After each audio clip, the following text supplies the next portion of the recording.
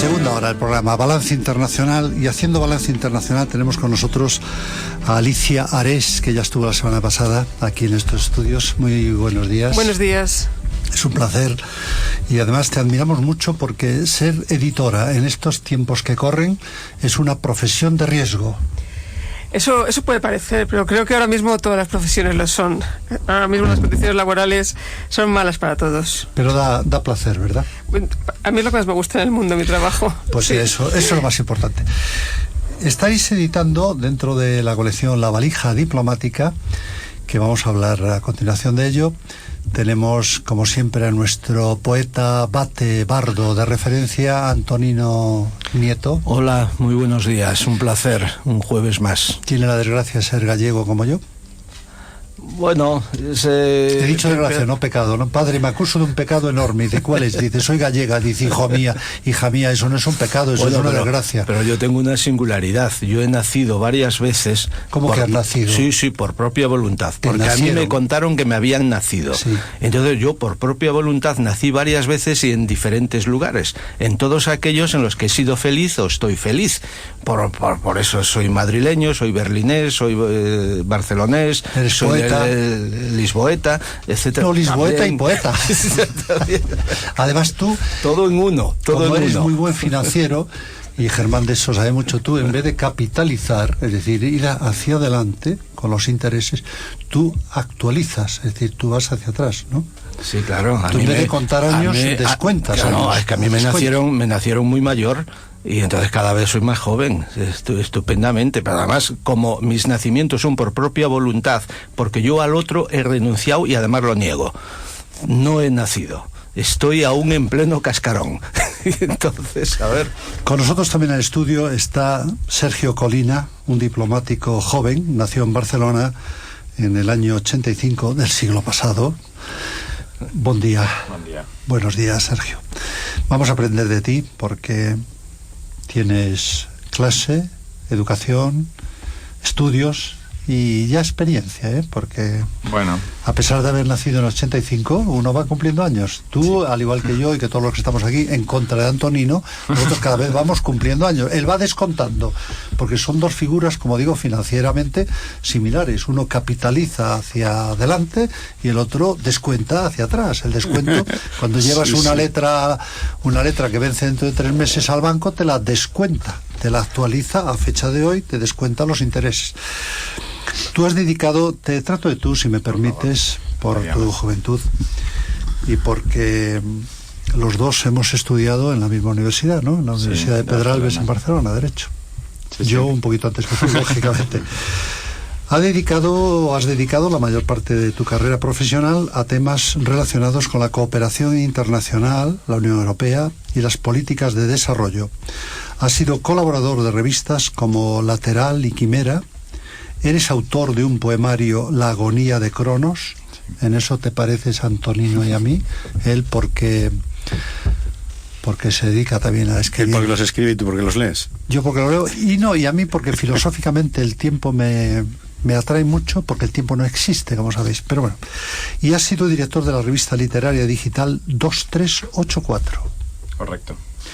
Y de hecho, de esta última revista fue un poco el germen también de mi interés tanto por el mundo de la edición como por trabajar específicamente en el acercamiento a otras realidades que a menudo pues no tenemos un acceso fácil a ellas. A mí que me gusta el cálculo numérico, ¿de dónde viene 2384? Porque suena bien, es eufónico. Nos sonaba bien y además es la norma, el estándar internacional, la norma ISO dedicada a la traducción, y como precisamente la revista estaba dedicada a traducir literaturas poco publicadas en España, como una forma de comunicación entre culturas, pues nos pareció que el estándar que justo la norma ISO, la norma que del traduttore traditore, ¿no? Efectivamente. Yo cuando lo vi digo 2 por 3, 6, que es el número que va antes que el 8, y luego viene el 8, cabalístico, y 8 partido por 2, que es el primer dígito, da 4 y así acaba, que es múltiplo también de 2. Y actualmente codiriges la colección que habíamos dicho, La Valija Diplomática. Este es el último libro que tengo aquí, muy bonito de color, un color rojo africano. Elegido por Alicia. Es el último, ¿no? Correcto. que son 15 ciudades africanas vistas por 17 diplomáticos, que aquí en el índice pues están todas aquellas ciudades muy interesantes que van desde Abuya, Accra, Addis Abeba, Bamako, Banjul, Bissau, Conakry, Dakar, famoso Dakar, Harare, Lagos, Luanda, Malabo, Maputo, Nairobi y Zanzíbar. ¿Qué tienes que decir de eso? ¿Tú crees que es bueno que leamos este libro, ¿no? Aprender de las experiencias de aquella gente que ha estado in situ. Pues bueno, yo creo que seguro que a mucha gente le puede apetecer saber más sobre África. Eso es un poco la idea de escoger esta temática, es porque nos parece que es una realidad que geográficamente es muy cercana, pero a menudo culturalmente nos resulta muy lejana. Y nos pareció también que una buena forma de hacer ese acercamiento era no tanto igual desde el análisis económico, político, sino desde las vivencias en primera persona, que es un poco un tono que trabajamos bastante en la colección, ¿no? Entonces yo creo que tener la oportunidad de acercarse a las vivencias de otras personas que por su trabajo han tenido la oportunidad de vivir varios años en ciudades en las que todavía pocos españoles probablemente tendrán la ocasión de residir un tiempo, pues es una experiencia, espero que literaria y en cualquier caso humana, interesante creo que para casi cualquier lector. ¿Los autores son diplomáticos de todas las edades? ¿Son más bien jóvenes? Pues son de todas las edades. Hemos estado haciendo un esfuerzo también por ampliar, digamos, el número de voces que podemos incluir en la colección. Si la colección existe desde hace 20 años ya, tiene una trayectoria muy consolidada. Y lógicamente los libros monográficos, las novelas, los libros de memorias han tendido a ser, por una cuestión muy comprensible de tiempo y disponibilidad, en general de autores que estaban jubilados y por lo tanto tenían tiempo para escribir sus memorias, etcétera. Nos interesaba mucho potenciar que otras personas que están en activo, igual no tienen tanto tiempo para escribir, pudieran contribuir con sus experiencias, ¿no? Y por eso, digamos, exploramos un poco este formato de los relatos breves, que son más, digamos, más fáciles de acometer que un libro entero. Antes de pasarte el turno de preguntas a mis colaboradores, has dicho que África es una realidad que puede parecer lejana, pero desde el sur de España se ve África. Correcto, de hecho estamos al lado. Siempre se suele decir que es una de las mayores brechas de desigualdad que hay en el mundo, en una distancia geográfica pequeñísima, una diferencia de renta, etcétera, muy, muy importante. Y si ya el norte de África nos resulta a veces lejano, a pesar de estar a tiro de vista, por así decirlo, el África subsahariana más todavía, ¿no? Al final, bueno, con el norte de África, con el mundo árabe, España siempre ha tenido una vinculación u otra, y nuestra aproximación a África subsahariana, más allá de Guinea Ecuatorial y otros territorios, es mucho más reciente y por eso también quizá más desconocida todavía, a pesar de toda la información que está disponible actualmente. Una pregunta para Alicia. Alicia, yo tengo aquí, no sé si está actualizado el dato, que esta colección, La valija diplomática, ya cuenta con 52 títulos. Sí, ya efectivamente, es que llevamos 20 años publicando esta colección, entonces prácticamente ya estamos llegando a los 60, o sea que hemos abarcado casi 60 autores, más teniendo en cuenta más estas antologías de relatos, casi 100 autores están en esta colección. Estáis, bueno, la impulsa, os apoyáis en la Asociación de Diplomáticos Españoles. La Asociación de Diplomáticos Españoles, efectivamente, es una colaboración entre la editorial y la asociación. Y algo creo que es importante decir es que mañana viernes presentamos este último libro por la tarde en la librería de los editores a las 7 de la tarde, por si cualquier oyente desea acudir. Y estarán varios de los autores. Algunos residen en Madrid, otros vendrán desde el exterior para contarnos un poco más las experiencias que originaron los textos, con lo cual... ¿Dónde se celebra? Repite, por favor. En la librería Los Editores. Sí, de Madrid. Está en la calle Gurtubay, número 5, es el barrio de Salamanca. Gurtubay, que es una perpendicular a Serrano. Es paralela a Serrano, es perpendicular a Serrano, efectivamente. ¿No? Sí. A las 7 de la tarde. Al principio, sale de Velázquez. Sale de Velázquez, sí. Exactamente. Pero es al principio, ¿no? Debe estar a la altura del Hotel el Wellington, por ahí. Casi enfrente. Enfrente, sí, casi, sí. Casi enfrente del Wellington, sí. A las 7 de la tarde. Gurtubay, 7 de la tarde, mañana viernes. Mañana viernes, efectivamente. Habrá un vino español, me imagino. Sí, habrá un vino español, sí. Bueno, Germán, ¿alguna pregunta sobre África? Yo sobre África me gustaría saberlo todo porque no sé nada. No, sí sabes porque has viajado. Desde el punto de vista financiero, tú has viajado, ¿no? No, lo que sí él ha apuntado con mucha razón que hay que diferenciar el banco en lo que... donde trabajabas. Sí, pero bueno, que hay que diferenciar mucho entre lo que es el... Sí, bueno, allí creo que eran hasta banco de emisión durante muchos años, ¿no? Sí. Pero luego después con sus guerras y sus cosas, todo eso pues tiene sus complicaciones. Pero bueno, que efectivamente que hay una diferencia importante entre lo que es la África negra y la parte del Magreb que conocemos un poco más. Acabamos de hablar en la primera hora sobre el proyecto que está implementando Indra de Smart City para Casablanca. En fin, quiere decir que Casablanca se mueve a niveles del primer mundo, prácticamente. Y el África negra en general, no sé si es el tercero o es el cuarto, aunque quizá, y esa es la cuestión que te preguntaría, es si estamos confundidos. Es decir, porque yo de vez en cuando tengo por ahí inputs, leo cosas de cosas como muy interesantes, ¿no? Es decir, como ciertos proyectos de mercado común, cosas de esta naturaleza, ¿no? Y me gustaría un poco, porque al final, ¿qué teníamos? Cuando yo era chaval teníamos el input de los misioneros, es decir, que traían los negritos ahí, no sé qué. Pasa el tiempo y tampoco mejora mucho, las ONGs que ven todo desastres, pero a mí me parece que hay otra África, y una África que se mueve, que, bueno, toda esa dependencia de materias primas, etcétera, pues está quedando un poquito atrás. Nosotros cuando decimos África queremos circunscribirlo todo, parece que a un solo objeto o sujeto, cuando hay una infinidad de países, claramente. Bueno, me gusta mucho que me hagas esa pregunta porque, bueno, un poco la intención del libro, ya hicimos uno similar el año pasado, otra antología sobre Latinoamérica, ¿no? Pero este es el mismo formato, pero sí que en este nos interesaba especialmente responder un poco a ese tipo de inquietudes y dar una visión más matizada, humana, de proximidad de todas las ciudades. Por eso también lo hacemos de ciudades, intentamos, cada ciudad tiene su impronta, cada ciudad genera unas experiencias, no es lo mismo, como no es lo mismo en ninguna parte del mundo, cada país, cada ciudad dentro del país, las zonas rurales, las zonas urbanas, etcétera, ¿no? En cuanto... Lo que pasa es que obviamente en los relatos no han entrado en profundidad en cuestiones económicas, pero como decías tú, es verdad que el interés español a nivel económico-comercial siempre ha estado muy centrado en el norte de África, también Sudáfrica, por ejemplo. Cada vez más despuntan algunos otros polos, por ejemplo Ghana, hay algún otro país que sí que es visto como un socio interesante, pero efectivamente, como decías tú, hay muchas cosas que se están moviendo. Políticamente ha habido muchos avances hacia un mercado único africano, también hay otros procesos de integración.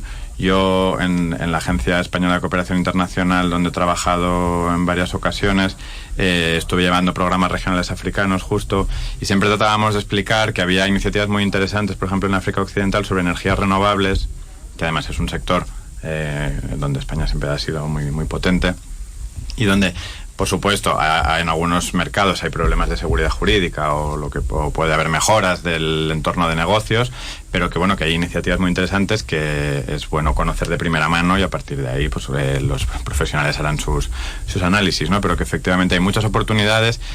Menciono este caso porque es con el que he trabajado, pero otra cosa que a mí me sorprende siempre que voy es, por ejemplo, lo vibrante que es el diseño, la moda, las industrias culturales, que yo creo que son muy desconocidos, y muchas veces cuando son conocidos es porque alguna industria europea o norteamericana, digamos, se inspira y comercializa ideas a veces sin dar el debido crédito En mi experiencia, históricamente África ha tenido, Germán eso sí lo domina bien, de hecho la moneda que tenían muchas naciones era el franco CFA, la Communauté Française Africaine, ¿no? Francia, Reino Unido, pero yo hace unos 5 años, por motivos profesionales, estuve en Sierra Leona, que es uno de los países más pobres del mundo, después de la guerra tan tremenda que tuvieron. Hay una película muy famosa, Diamantes de Sangre, que todo el mundo cita, ¿no? Y yo allí vi que los únicos inversores aparentes que había eran los chinos. O sea, China también está haciendo un gran esfuerzo por entrar en África.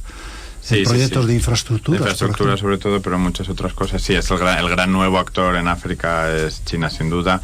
También, Rusia, los países de del Golfo Pérsico, pero bueno, China es conocido también por el volumen de inversión que está haciendo. Está invirtiendo en España, ¿cómo no va a invertir en África? Y también porque es un modelo de inversión y de políticas de desarrollo también controvertido, porque pues muchas veces se les achaca pues que no tienen muy en cuenta cuestiones medioambientales, etcétera, de derechos laborales, etcétera, ¿no? Entonces, bueno, eso es sin duda un lo que queríamos reflejar aquí es que es un continente muy complejo, con una realidad que no es una realidad fija, estática, sino que cambia cada año en cada país, con lo cual hay nuevos actores que entran, nuevas dinámicas que se generan, y que cualquier persona que pueda estar interesada desde el punto de vista cultural, económico, comercial, pues tiene ahí una realidad vibrante de la que, bueno, esperamos poder haber dado una pequeña pista.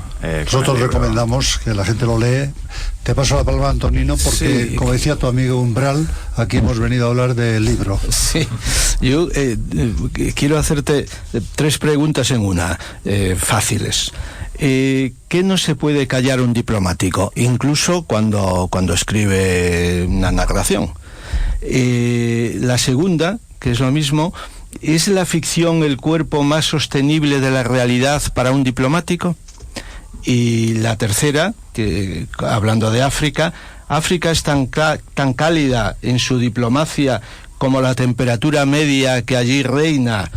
¿Y de esto habláis y lo analizáis en el libro? Bueno, pues mira, sobre la primera, yo te diría, hace un par de semanas también tuvimos otro acto de presentación de una iniciativa que encaja bastante bien con el proyecto de la valija, pero que es paralelo. Es un proyecto de la biblioteca de la ECID para dar a conocer precisamente la obra de diplomáticos españoles, sí, un micrositio. Estuve allí. Y si recuerdas, por ejemplo, el Marqués de Tamarón hizo un chascarrillo en el que decía que todo lo que escriben los diplomáticos y publican o es impertinente porque es algo que no deberían estar contando, o es mentira porque si lo pueden contar, o es insulso. Bueno, yo no creo que sea tan extremo, pero es cierto que bueno, dentro del trabajo va un cierto deber de discreción y reserva, lo cual no quiere decir que no se pueda escribir. Lo que tratamos precisamente de hacer con la valija es explotar todo ese potencial de vivencias, de conocimientos que tienen los diplomáticos, no porque sean un tipo de persona distinto, sino porque por el trabajo y la forma en la que están, en los países en los que están, tienen acceso a una serie de experiencias, conocimientos que muchas veces sí pueden compartir, y es importante que lo hagan. En ese acto también se puso un poco de relieve que en realidad la literatura de diplomáticos es ya casi como un subgénero, ¿no? Un subgénero de la literatura de viajes, un subgénero también de la literatura ensayística de análisis político. El análisis político es más delicado, pero yo creo que la literatura de viajes, la narración de las experiencias hecha con tino y con sentido común, no solo se puede, sino que además creemos, y por eso impulsamos esta colección, que tiene un interés per se, ¿no? También mi experiencia con estos experimentos que hemos hecho al proponer a un abanico grande de gente que escriba sobre un tema, se nos ocurrió empezar por las ciudades, y por eso hicimos primero ciudades latinoamericanas y ahora ciudades africanas, es que en el fondo, como mucha gente no se dedica a escribir profesionalmente, no lo hace a menudo, al principio es un poco reticente, pero al final lo que nos transmiten todos es que al final han podido poner sobre papel una historia que ellos tenían dentro y que en algún momento querían contar, ¿no? Y muchas veces, algunas están más ficcionadas, otras menos, es parte de la gracia también del volumen. No les damos instrucciones precisas, más que no tenga que ser un ensayo, un análisis académico, pero el abanico entre la pura ficción, la crónica, el recuerdo, es sutil, y también parte de la gracia para el lector es, bueno, pues tratar de averiguar cuánto de ficción y de no ficción hay en cada texto, pero son historias que ellos les acompañaban desde que habían estado viviendo allí y que querían compartir, ¿no? Entonces, bueno, yo creo que es un buen ejemplo de que se pueden contar cosas, y que espero que se puedan contar bien y de forma que susciten el interés del lector, y sobre todo también poner el énfasis en esa cosa de que precisamente por nuestra condición de personas que están cambiando de lugar, teniendo que reubicarse permanentemente, es fundamental la empatía, ¿no? Y la apertura a conocer el nuevo entorno en el que tienes que moverte. Entonces, bueno, fruto de esa empatía, de ese interés por lo que te rodea, surgen estas historias. que los propios autores querían en algún momento compartir con alguien a quien pudiera interesar la historia. Muchísimas gracias por estar con nosotros. A vosotros. Alicia Ares, muchas gracias por persistir en la edición. Un placer. Que yo siempre digo que es un negocio maravilloso, pero arriesgado. Sí, es cierto, es arriesgado. Es lo que decías antes, gratificante. Gratificante. La teoría del yin y del yang. En todo lo bueno hay algo malo y en todo lo malo hay algo bueno, ¿no? Sí. Sergio Colina, te deseamos los mejores éxitos. Es un gran libro para aquellos jóvenes, incluso españoles, que quieran viajar a algún país africano. Pues ahí por lo he estado ojeando con H y sin H. Y claro, te dice, por ejemplo, he estado mirando lo de Senegal, te dice cuáles son los bailes predilectos, cómo se comportan en las comidas, cómo no tienen vergüenza de salir a bailar, la diferencia que hay en los idiomas, que el que se está predominando por encima de todas las etnias es el Wolof, que es la lengua franca de ellos. En fin, es un libro interesante para leer en verano, en primavera y en invierno, cuando llueve. No es un libro de viajes, pero probablemente pueda estimular algún viaje. Más que de viajes, yo diría que es un libro viajado. Eso sí. Sí, seguro. Muchísimas gracias. Hacemos una pausa musical.